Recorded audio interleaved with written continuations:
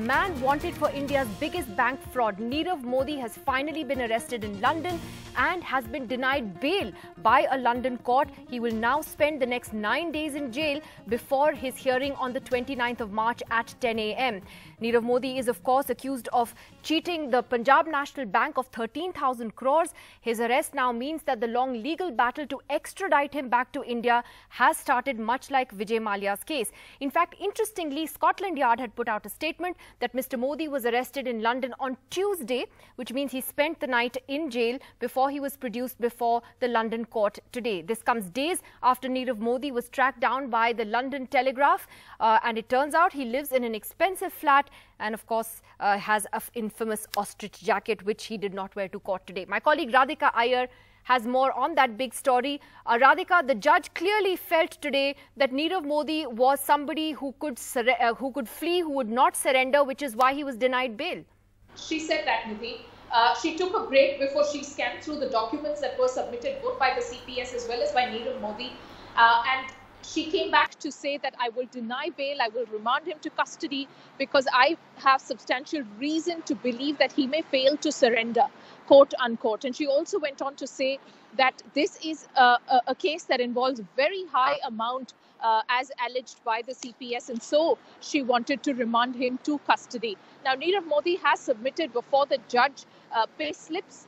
He has also sort of proven that he has work here, which means it corroborates with the theory that we've been reporting on. He's possibly here on an investor visa. He has shown that he earns about £20,000 a month, or that is his monthly expenses.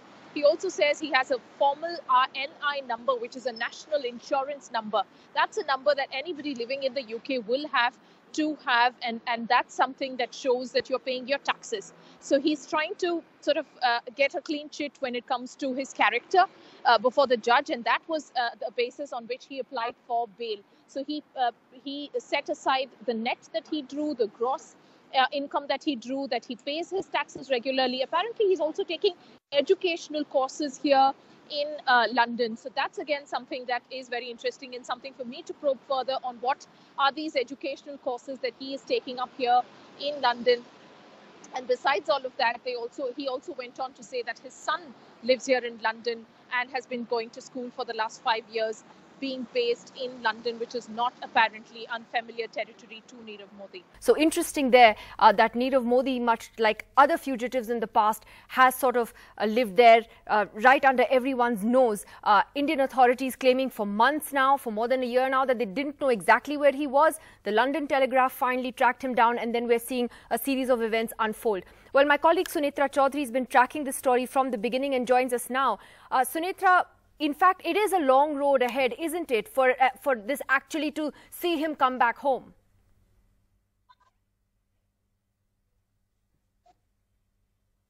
Well, what's really interesting is the fact that he has now admitted, as you said, that he was there since January. And what's curious is the fact that why India, even though we have reported the fact that India has been sending letters to the UK and asked for help from February end onwards, why is it that India never confirmed that they knew that he was in the UK? So that's a bit curious.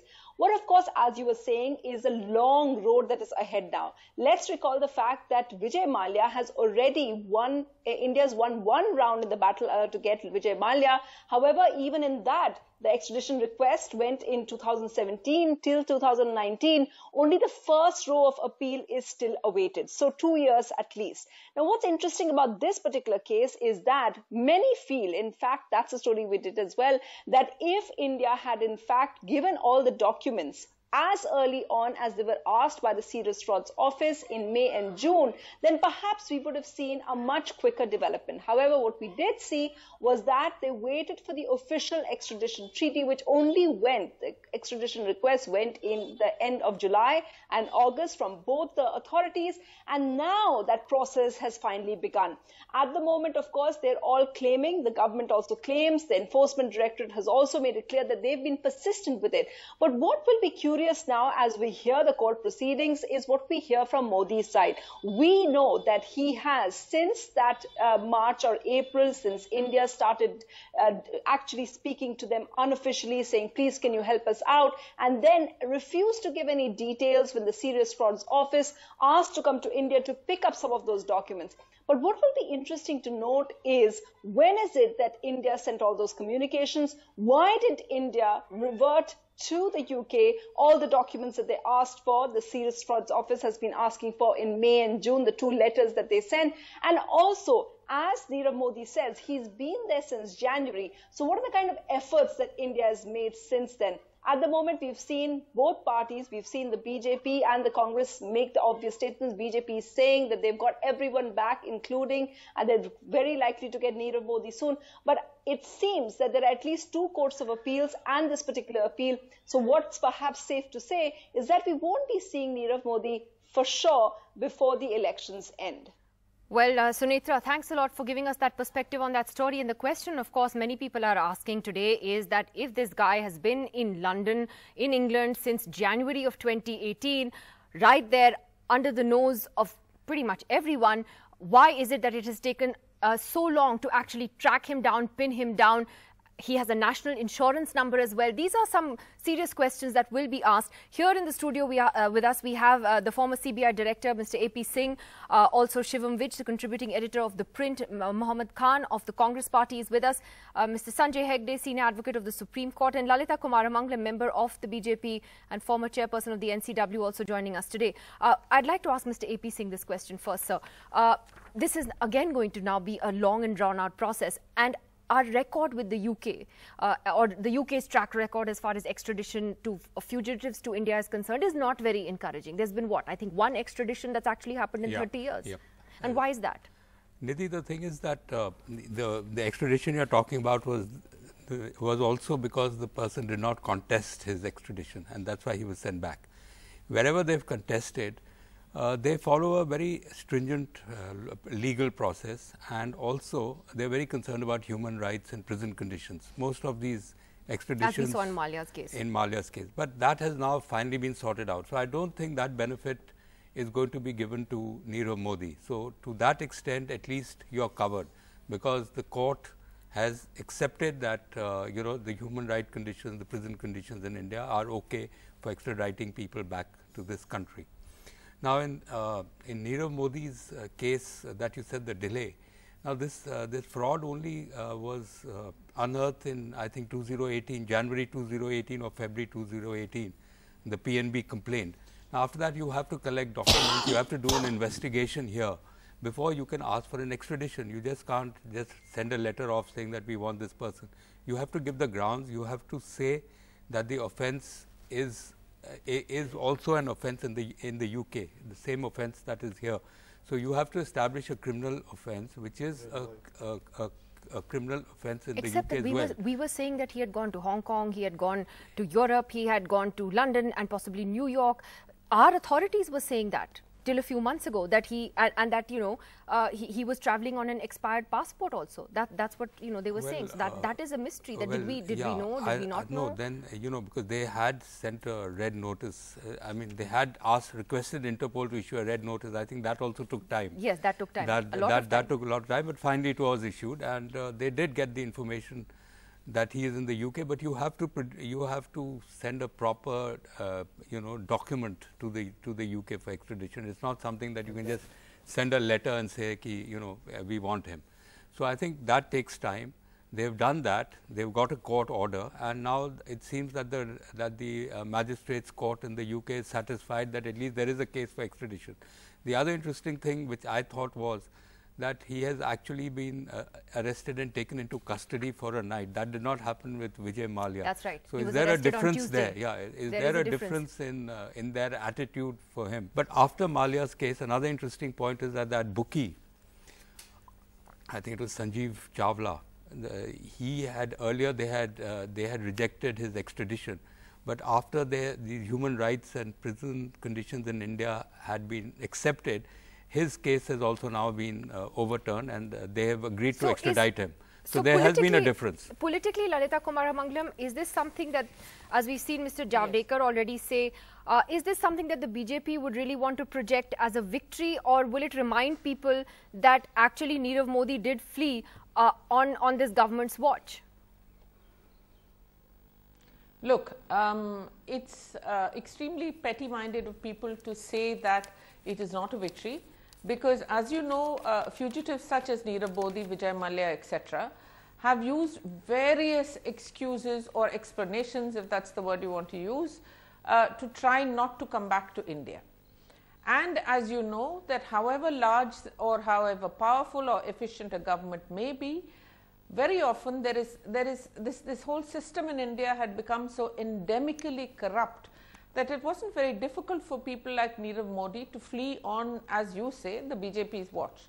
The fact is not that he fled. The fact is that having fled, the Indian government has finally after so many years, more than 60 years I think, finally we've managed to score what is actually now a diplomatic coup, where we have convinced the English government, where you know the laws are extremely strict about extradition, etc., and it's never happened before, except as the gentleman before me who spoke said, when one person did not fight his extradition. People like Mallya and Modi are going to fight tooth and nail not to come back, because they know once they're back, they're going to be really having to pay the price for the excesses and all the you know the loot that they did. Now, in this case, the government of India has really worked hard to see not only you know, to prepare a dossier that will be accepted, but been open enough to allow the British authority to come and check and see that our jails are not so bad as these thieves are making it out to be. And also, diplomatically speaking, we have been in constant touch with them and seen to it that it's not a confrontational approach. Would you also give credit to the Telegraph of London for actually finding Mr. Modi? These guys have committed a major crime, they should be sent back to be punished. But would you give would you give the Telegraph of London credit for actually finding Mr. Modi and cornering him, after which suddenly all this action has happened? Look, it's the Telegraph is not an investigative, or let me say, not an organization like the CBI or the police. And the Telegraph only knew that Nirav Modi was there, or was looking for him as part of a story that they wanted to print, in which there's no wrong. Because the Indian government had made such a big effort to publicize the fact that this guy was hiding almost an open site, and that it was so the Indian government helped the Telegraph track him down. It's not easy to locate somebody in London. I don't know if you visited that city, but it has scores of people who are from India, Pakistan, Bangladesh, etc. It's not easy to spot one man. And the government did try. Yes, the Telegraph helped us in making sure, I mean, you know, in actually spotting him. And after that, the government didn't, it's not as if we went slack and just Mr. Mohammed Khan of the Congress here has his hand up. We did follow up. Okay, Mohammed Khan. I'm sorry. Of course, let him say. I mean, it's impossible for them to find anything good in this, but it's okay. He has a right to give his own opinion. Of course. Now, everything that Lalita ma'am has put forth and her colleagues in the BJP have put forth, frankly, makes absolutely no sense. And I'll tell you why. You sit here and you and your colleagues try and muster some sort of credit for doing your job now. Let me remind you that you are trying now to undo your own mistakes. Let me give you 3 examples, and I'll show you what ties all these examples together.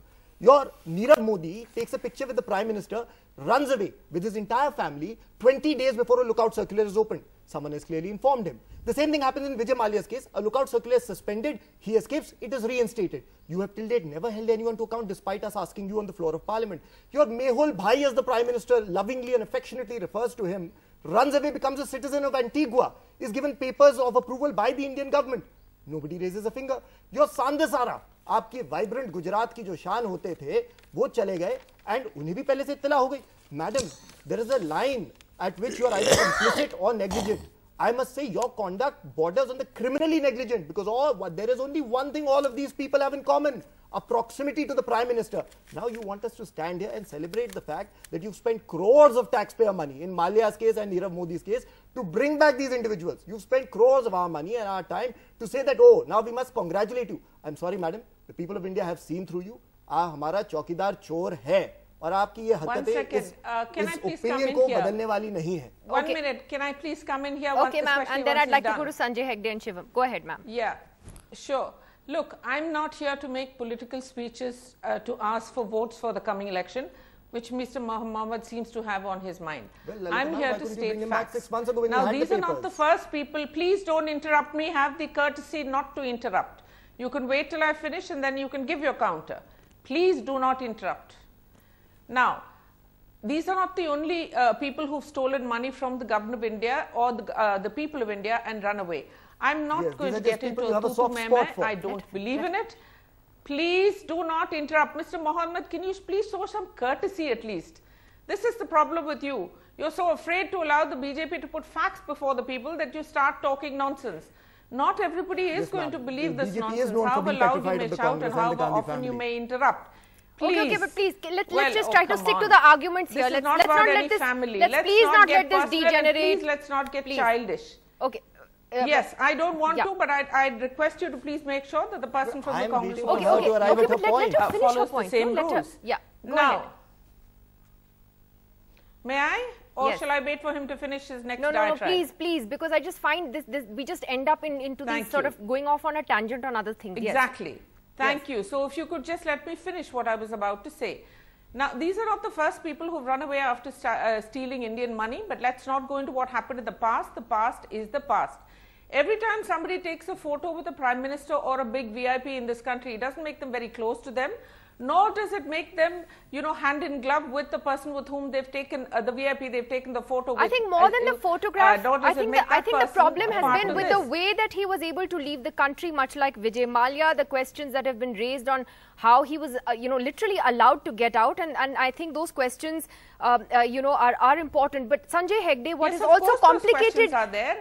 what has also complicated this case is our reports that Nirav Modi may have also applied for asylum in the UK. Now, if that is the case, then does that actually delay the extradition process further, which is what some legal experts are suggesting? Because then the UK Home Office would have to first look at his asylum application, you'll go through that process and then look at the extradition process. Look, if Nirav Mr. Hegde, there's a question for Sanjay Hegde. Nirav Modi is a diabolically clever fellow. Possibly this is a question for Mr. Hegde, ma'am. Delay the process. Okay, but let me ask Mr. Hegde that as a lawyer. Sorry. Yeah. See, both processes can run simultaneously. However, the very fact that there is an application for asylum, if that is not disposed of, will necessarily have a bearing on the extradition, because you can't extradite an asylum seeker. So that would have to be disposed of first. Right now, you have a request for extradition, you have a case for extradition, the man has been arrested and will be brought before the magistrate to face those proceedings, and the magistrate will probably give him bail till such time that the trial actually commences. In the meanwhile, if there are any developments on the asylum front, the court will be informed of that. It may have an impact, but I don't think it would greatly delay it, more so if the UK government speedily disposes of the asylum request, and that will be a true test of the Indian government's diplomacy or its diplomatic heft. Right now, I would not say that it's a win for X or a defeat for Y or things like that. Let's look at it that we as a nation, as India, now have a better working knowledge of the UK's extradition process. Our prosecutors are getting better at preparing the paperwork, though as your report said, I find it quite inexplicable that you have to wait for a UK newspaper to find somebody before you then started really waking up. Before that, when the UK government asked you for papers, you sort of handled it in typical Indian fashion, that okay, we are sending it, we're taking our time and all that. No, in fact, that is exactly what my colleague Sunetra reported last week, that the Serious Fraud Office in London actually repeatedly got in touch with Indian authorities last year, saying that, this is what we can do, this is the legal assistance we can offer, that, they had confirmed to India by March of last year that he was in the UK. And at that time, as Sunetra's story points out, Indian officials thought he was either in Europe somewhere or in Hong Kong somewhere. They had even assigned, a barrister, a lawyer to help out, but they got no response from Indian authorities. So that in itself is inexplicable. Shivam, the question is that what is important also is that bail has been denied by the UK court today to Nirav Modi. Do you think that politically that is something that will send an important message then about that perhaps the UK's intent in this case is different? Well, I don't think it really matters because, sooner or later he will get bail. And even if he does not, fact of the matter is he's not coming to India tomorrow morning. It's been 15 months since this man fled India after doing a bank fraud worth 13,000 crore rupees or more than $2 billion. And it's taken 15 months for the government of India to even begin a legal process. This arrest is just the beginning of a legal process, right? It's, as we've heard so far from various speakers, it's going to take a very long time. Like as in Vijay Mallya's case, it's going to take years. And I don't think we are going to see him here anytime soon. And the fact of the matter is that he fled India after this huge bank fraud under the watch of the Modi government. I think they have something to explain there. I think it is embarrassing for the Modi government that he was able to flee India, have person known to be friendly to the Modi government, along with his uncle Mehul Choksi, who also I don't think the legal process in his case has even started. I think the idea that this arrest kind of helps the BJP or is kind of a victory is a bit overrated, because fact of the matter is the name Nirav Modi reminds us constantly of the fact that people like him were able to flee India under the Modi government's watch, and I think the BJP would not like people to be reminded of that fact. It's also coincidentally embarrassing the fact that his surname is Modi, something that the Congress party has pointed out in the past. So I don't see how this helps the BJP. You don't see it helping politically. Mr. Singh, just to come back to this point on the denial of bail by the court, I think many people had expected that he would get bail because that's normally been the case in these matters. But the court has actually said, the judge has said that given the high value of the amount involved in the allegations and the fact that you may have the means to escape, he's now going to spend the next 9-10 days in jail in custody before the next hearing on the 29th of March. That, would you say, is a very significant development? Yes, You've seen definitely. these processes over the years. I definitely think so, because in all the earlier cases, they were given bail almost immediately. They've not been kept in custody. Vijay Mallya was within hours. Yeah, and the fact, as I mentioned before we got this news, the fact that he had been taken in custody the previous day. In Mallya's case, it was a 3-hour difference. They arrested him, they produced him in court, and he was out. So I think that means that that's a message that they are taking this seriously, or the Indian government has put a very strong case against him. Yeah. In so fact, that's a very positive development.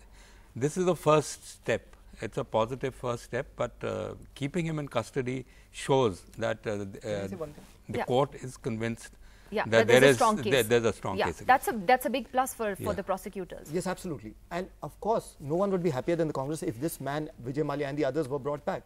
But here's my question. Would they have acted with this degree of zeal and enthusiasm if the Telegraph story hadn't come out? If your story pointing to the fact that 1 year ago they have slept on the papers had come out? Look, but the very fact that they are acting now seems to me to be post the hoc counter to that would be at the end of the day, if the guy comes back, if he's arrested, he's been denied bail, those optics also play out very well. That yes, he left on our watch, but we're also trying to get him back now. Absolutely. I think it's a fantastic thing that our agencies are working to undo the mistake of our government. There is political patronage here. There is a huge story of political patronage that plays out in all of these examples. If it had happened once, you could have said it's a coincidence. But it happened 5 times and continues to happen. Points to a political package. I just wanted to relate something that when I was the director, we had sent some officers to England, to London for the same thing, for getting extraditions. So the Interpol officer, the liaison officer there said that we have about 5,000 cases pending with us from all over the world, and we don't have the time to come and look at each case. You have to come and push us. You have to push us, because it's not possible for us to be taking each case and looking. They've got Russian oligarchs, they've got criminals from big mafia bosses from all over the world, all sitting in London. The other thing I have to ask though, Sanjay Hegde, is, I mean, we can't get into Nirav Modi's mind, but the fact that, he was so sort of brazen to walk around, on Oxford Street, Knightsbridge, these parts of London, obviously very confident. I think he thought that he would never be caught or that he wouldn't be spotted. I mean, the fact that he kept saying no comment to everything that was asked of him seemed to be a clear that he was clearly tutored by his lawyer that if you ever get confronted, say this. Even yesterday when he was arrested, he was in the heart of London just, trying to catch a train. I think he was arrested at the tube station. So, I mean, do you really think that the prosecutors have actually done a very good job today in convincing the court that he doesn't even deserve bail? And here this guy was walking around with the utmost confidence that no one could touch him. Well, he was hiding in plain sight. But obviously there was a reason why he had to be in London. He had to be in London because that's where the rich and his kind of clients congregate. He was actually trying to set up his diamond business again, and there are rumors that he was in the business, in the luxury business once again. The Daily Telegraph reporters who confronted him actually started off with a tip from their fashion reporters that this man was around. They then did some plain legwork, stalked him, and before they tapped him on the shoulder. Now, when ordinary reporters in London can do that, I don't see why the Indian government, with all its resources, could not have set aside 1 or 2 dedicated officers to get him back.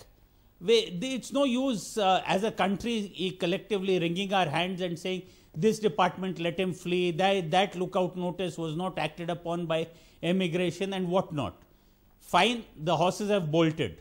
You have to decide whether you want them back. If you want them back, put dedicated teams who will do nothing else but get them back.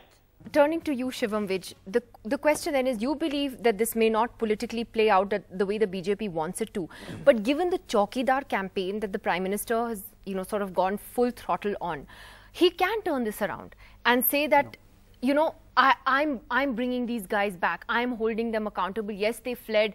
Their whole argument, you may not agree, I'm just playing the devil's advocate here, that how did all these people amass their wealth, how did Vijay Mallya get loans, etc. It happened during the UPA. You don't think he can turn that narrative around? The fact that they fled under the Modi government's watch. The BJP can say this and has been saying this in the case of that Michelle person in the Augusta Westland case, or if it was a Quattorochi or some the Bhopal gas charity guy, then the BJP would have a case. But these are people who fled under the watch of the Modi government. In fact, this is a big blow to their Chaukidar campaign, because it's reminding us that under the watch of this Chaukidar, these people fled. Mallya, Nirav Modi, Choksi, and now the legal process is going to drag on forever. We were talking about London. Why do they go to London? Because they know that it's a safe haven. The chances of them getting extradited are 1 in a million there. The other fellow is in Antigua. So it is, I think, a reminder of the fact. Because imagine today there is a sense that the Modi government has achieved something. In 2 days, if he gets bail, the sense will be that the Modi government has lost something, right? And that's the kind of thing we've been seeing with Vijay Mallya on and on. The fact of the matter is, this guy owes us money. Yeah.